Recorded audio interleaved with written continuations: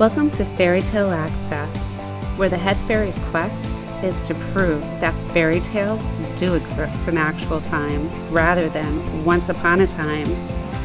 Together, we will unravel the heroes, young and old, who turn dreams into reality. These are the people who still believe in happily ever after. The discoveries will bend even our most cynical non-believers into believing in fairy tales.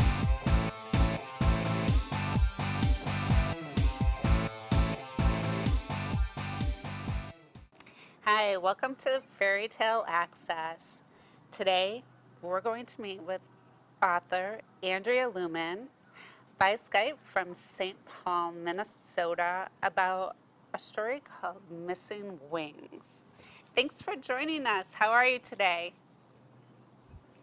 I'm great. Thank you for having me. Oh, my pleasure. So tell me a little bit about your background before we get into the details of Missing Wings, which includes so many different elements, some that are really scary. Can you tell us a little I'm bit sorry it about, scared you. yeah, well, the beginning part. When she was younger, it was really torturous to read and grinding to go through. So it reminded me a lot of war. And I know your background is that you're a retired U.S. Army intelligence officer. So can you tell us about your background and how you came to write this novel? Sure. I studied at the University of Minnesota, and at the time I was also in Army ROTC, and I had served 2 years enlisted as a combat medic. And then when I received my ROTC scholarship for my last 2 years, I became a contracted cadet, and then I graduated as a United States Army officer, and I went into military intelligence, and I've served overseas in Bosnia, and then I was also in Kosovo. But my degree was actually in theater arts, as specifically playwriting. And Missing Wings is actually my first novel that I've written. I've done a lot of education and training, developing plays as well as screenwriting, but I'd never tackled a novel. So this was my first novel itself, and it took me about 5 years. 5 years to write the first one. When's the second one Yep. coming out? I'm optimistic that it'll be done within the year. Okay. So I'm about halfway through it right now. Oh, that's great. Because we'll really be looking for the second one. So in Missing Wings, tell us about the main character and, how did she develop? How did her situation develop? The story revolves around Katrina, and she is the oldest daughter of her father, who runs a province in this place called Madar that has a bunch of different provinces. And she comes from a large family with several siblings. And in the beginning, her mother is one of her father's several wives. And a situation happens where she's basically kidnapped and taken from her family and her home. And we get to go on the journey to see her try to find her way back home to her family, and to rediscover herself after losing her wings and trying to get them back. Right. And on that journey in a small village, it really takes into account the way people think about things and the way that they misinterpret things about other people, and then how they take, ugly action, almost deformity, against a person because of it. How did you come to Yeah. that point in the story? Was it something that, you were exposed to in the war or in Bosnia or Kosovo that you heard along the way as a medic? But a lot of that situation, it was scary to read because it was, that depravement that people lose themselves in the act of, justifying themselves.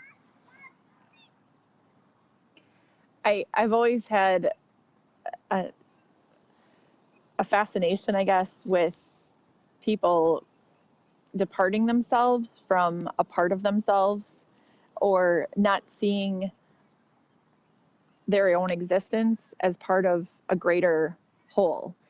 And so to have this society cut itself off from what they actually are as beings because they're genetically the same, they have the same abilities, but they just decided we're not going to be like this and we're going to impose this on other people. And so that was a component in the book. And we see that in different parts of the world. And it was something I definitely saw in Bosnia, where you've got 3 factions of people that have always lived in this place.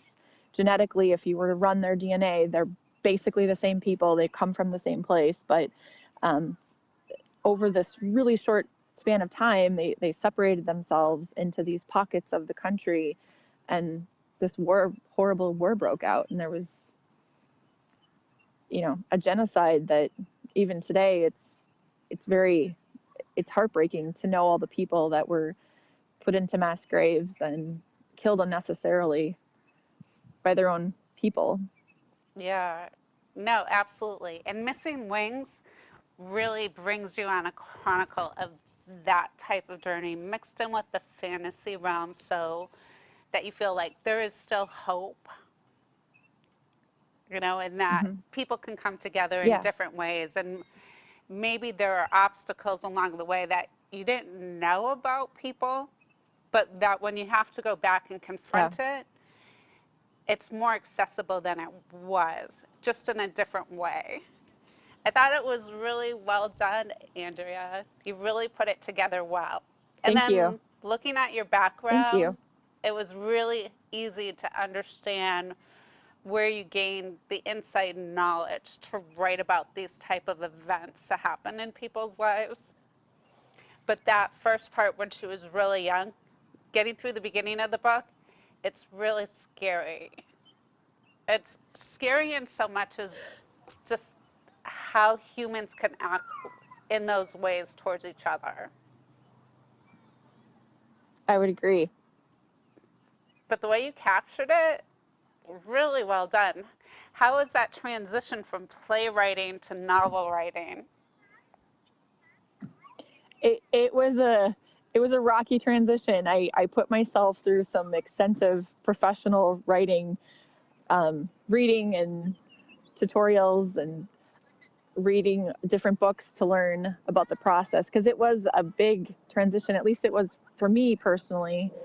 I had the dialogue piece. I mean, it's what you come into with theater, but the exposition piece and learning how to do all these things that in my mind, when I was putting together a play, I would leave so many details up to a director. And so even stage directions, I was never one to include a lot of stage directions in the things that I would write. Now I had to put that into a book. So tackling a novel was a new endeavor for me. And you did a great job with that. You didn't go overboard with explaining the details. You had a great way of just laying the scene and walking us right into it and leaving a lot up to our imagination, but it was done in such a way that, it just had me glued to every page. I'm like, oh my gosh, I want to find out what happens to this girl. Is there hope? Can they fix her? Will she get her wings back? And it was great because it's that whole essence of, gaining your own momentum and, overcoming things that happen to you to feel whole, to feel like you can fly again. I thought that was the whole meaning behind the story, and it was so well done and encouraging. Thank you. Yeah, it was a new process for me, for sure. And you work with the Girl Scouts. Tell us a little bit about that. I'm a lifetime Girl Scout myself, and I grew up going to Girl Scouts since I was in second grade when I could start. So I started out as a brownie, and I stayed with it all the way through high school. I earned my silver award and my gold award, and then I became a lifetime member. After I graduated high school, my mom had purchased that membership for me. So I've been a member pretty much my whole life. And now I'm a troop leader. And so I have a troop of older Girl Scouts that are between the age of 4th grade and high school. So all the way through what's called an ambassador. And then my younger daughter is in a troop of brownies, and they're going to be bridging to juniors this month. So pretty soon. Wow. I can imagine that you're a great leader for them. Oh, thanks. Thank you. Will you have your It's a lot of background? work. Well, you have your background and your service to, not only the Girl Scouts, but our country. Thank you. And then writing and being able to write such an encouraging and wow, fantasy adventure. That's awesome. That's a great mix. Thank you. I don't know. I think you'd be great at leading young women on to, chase their imaginations and follow their dreams. It was really uplifting. It's a process. Thank you. Oh, my pleasure. They also teach me things too at the same time. You learn things all the time, and you learn about the different personalities of different girls and what motivates people, and what motivates one age of girl versus another girl can be completely different. But I also am on the highest awards committee at our council, and I help mentor girls who are aspiring for their highest awards, so the silver award or the gold award. And that can be really exciting because these are girls that on average spend close to a year working on a project, and it's pretty neat to see them go out and change the world in different ways. Wow. What type of projects do they have to work on for the silver and gold medals? They get to decide pieces that they have to do. It has to be something that's sustainable. It can be sustainable in 3 different ways. They can change a rule or law. So I know in the state of New Hampshire, there was a Gold Award Girl Scout who actually changed the legal age that a girl could consent to be married. So she changed the age. Wow. And it was amazing. It took her over 2 years, and she had graduated high school by the time they implemented the law, but she got to be there when they signed it in. Did so she I think that's make it younger or older? Do you remember? older. Older, because there was no set limit to where a girl could be wed in the state of New Hampshire, and she got that changed. That's fantastic. So kids were getting married to older men, and she thought that was not right. They didn't have a say, so she got that fixed. That's great. What other type of projects have they worked on besides changing laws that definitely should have been changed a long time ago? With 400 legislators in New Hampshire, they're often behind. Well, she got that fixed, so good for her. There's another, you can educate and inspire others. So oftentimes you'll see girls who, there's a girl out of Ohio recently that she built a trail that was certified by the Department of Fish and Wildlife as a nature trail. And she built all kinds of signs as well as houses for animals and displays of different plants. It was a 3-mile trail that she built herself with volunteers to help educate and inspire others about the nature within her native state of Ohio. And then another Girl Scout Gold Award recipient out of Florida it was a project that took at least a year and a half because they planted mangrove trees and then they put them into Biscayne National Park. So she rebuilt a habitat with over 100 different types of 100 mangrove trees. And so she had the volunteers to initially start the trees, which is a harder tree to start, is my understanding. And then she had volunteers come back once they had started, and they put them into the park themselves. So it's pretty amazing. Wow, they are amazing. Are any of your girls have any upcoming projects we should keep an eye out for? I have one girl who is working on her silver award to implement composting within our school district. So they don't currently have any kind of composting program. So she's going to see if she can change that rule or law.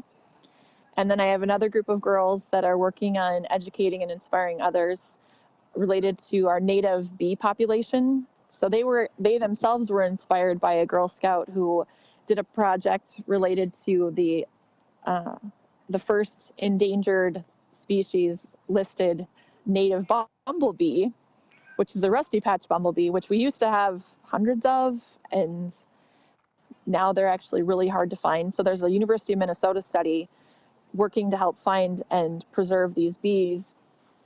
And now there's another bee that's landed on the endangered species list that's here in Minnesota. So they're going to help educate and inspire others by building native bee habitats and then teaching people how to build those, as well as how to respect native bee habitat in the early spring and fall. Oh, that's kind of scary though. You know, they sting.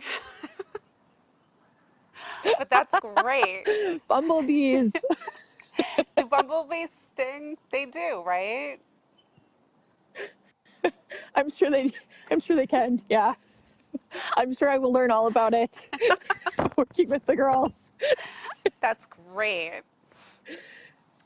Wow. So tell us more about, world building and, setting up that inspiration. Do you know the end of the book before it ever starts, or is it something you work towards? I started plotting out the book as I got more vested in. Yes, I am going to actually write a novel. And so I had plotted out the book, and then as I'm going, I'm learning more about the other characters, and I uncovered this larger arc that spans more than the book itself. So there are some unresolved plot points that will be in the next book and books to follow. How many books? And so I have 5 books plotted out after Missing Wings at this point. Wow. You'll be busy. And tell me about the cover. It makes sense once you Go ahead. It makes sense once you put it down. It helped to map it all out. Definitely. What about the cover art? Who did you get to help you? I did a lot of research with different cover artists, and I found a website that promoted some of recent as in like 2016 cover artists from around the world. And Emily Hare, who did the cover art for Missing Wings, had won, and she had placed in two of her covers had actually been up for different awards. And so I contacted her and I put together a contract with her, and it was really an interesting process, because initially I sent her 2 different ideas of what I wanted for that cover itself, but I also knew what I wanted for the back cover. So I always feel bad for people who are getting the book on Kindle because they don't get to see Jansen Thulane, who are on the back cover. So it's a griffin, and then you've also got Jance, who's standing next to the griffin Thulane. Yeah. And so she did the entire cover itself. Well, griffins are a big part of the story, and also scars. So, did she get to read the book first? No, she did not read the book first. So I sent her an outline of the scene itself, and I kind of gave her the visual cues of what I wanted to see on the cover, positioning and the character descriptions, what they're wearing. And it was pretty neat to give all that visual information and then have it come to life through an artist's perspective. Definitely, because it really mirrors the story once you read the story. Yeah, it was exciting. And Emily Hare herself she's on her 3rd art book that she's done through Kickstarter. So Oh, really? I'm really happy to see her have so much success. Mm-hmm. Definitely. Yep. She just got her 3rd one. So, looking back at the book, especially book 1, what was the hardest chapter to write? Oh, Or the well, the most first chapter difficult was the scene? hardest. I guess Yeah, I think There was an emotional chapter that I don't want to give away how difficult it was from an emotional perspective, because that would give away kind of one of the secrets of the book. But it'd be a spoiler. I don't want to spoil it for anyone. But the most difficult was the first chapter. I spent a lot of time on the first chapter. There were just a lot of things, again, it being my first novel, that you want to include in a first chapter. There's different steps that you want to have as far as having enough information but not having too much information, presenting your characters without over presenting your characters, which it's pretty easy to do in fantasy because your average fantasy reader will tolerate a lot of extra information just because you're dealing with a fictitious world. But I also don't want to lose a reader in all that fictitious world right when you start out. So I know I probably wrote and rewrote that chapter probably 12 different times. wow. And I worked with my editor extensively on it as well. So. Oh my goodness. Wow. Well, you really crafted it well because it drew us right into the story. Was there any other scenes in the book that were difficult to write or brought back bad memories? I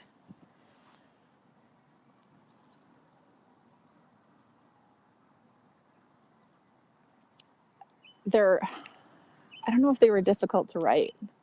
There was one just because of what happened to the character that was difficult to write. And the one scene you have talked about where Katrina loses her wings, that was an emotional scene as well. That was hard to write. It must be. I mean, just being able to put yourself in that place to be able to write about it from the perspectives that you did, because you seem so sweet and nice. You're a Girl Scout. And some of these scenes are really about war and they were horrific, you know? Yeah. So, Yeah. meeting you, it's hard to imagine, where it came from. Because you do have that, like, nice, sweet quality about you. And what about the spiritual influence? Well, oh, go ahead. Well, like you mentioned, talking about war and soldiers in general, I did want to include more of the camaraderie that soldiers have between themselves, and kind of the education experience of being in, learning, that whole learning process of learning to become a soldier. So whether it was through basic training or as a cadet in a major university. And I think I did okay. I think I made it because my husband, who's a graduate of West Point, he's like, you did that well. You represented this well, and you showcased this piece of, being a cadet and in training in school pretty well. So even though his experience was very different than mine, I wanted to stay true to that. And I hope other officers and soldiers who have been through those experiences can kind of see that when they read it. Oh, definitely. The whole book was really well done. It was a great journey. It brought you on, you know, that self righteous determination where you're so angry. It brought you on like really great highs and lows. Like, will she find what she's looking for? Or, my God, who could survive that? That's like that kind of torture and things like that. But just the mix of things that went on, it wasn't overplayed. It was really well done. It kept me up forever. Thank you. I just wanted to finish it. And then I wanted the next book. So, You wanted the next one. yeah, it's like, wow. So, what else in Missing Wings have you experienced? Besides the cadet, was there anything else from the book that we didn't cover that you've experienced? I think from the family perspective, some of the relationships are important, and trying to showcase, how do you define family? How do you define friendship? And how do you reconnect with family that you've been separated from for for long periods of time? And how do you define love if you don't feel like you had a sincere connection with someone who has, or someone's been hiding themselves, and what you know about them really isn't truly knowing someone? Yeah, that does come out a lot. You really got that in there. What advice would you be, what advice would you give young readers? Young readers about About writing? writing? Yeah, I think I think it's good to have strong characters, and you know, what creates conflicts? Is it going to be conflict within them emotionally, conflict based on a situation, a combination of those, a combination of conflict with relationships, and how do they overcome that? Because like they say, it's not always the situation you're in, it's how you resolve it later, and how you rebound from something. definitely. And you were really able to bring the reader along that journey, you know, of overcoming situations, rebounding, being able to accept people for who they are and, you know, what they're really about.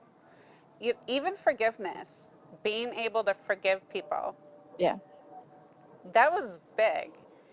Because right, if I was in that situation, I don't know if I'd be able to do it as well. So, well done. right. And how do you do it? Can you do It it?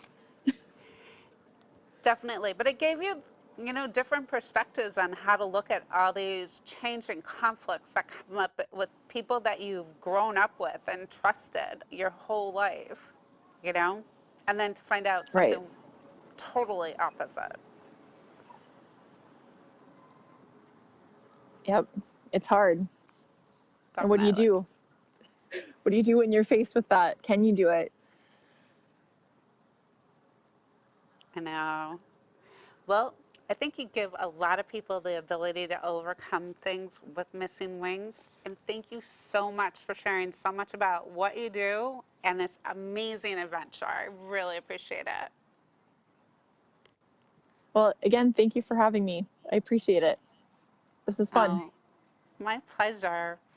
Until next time, keep asking questions. And if you want a great adventure with an awesome lead character that's a woman, this is it. Missing Wings. We'll see you soon.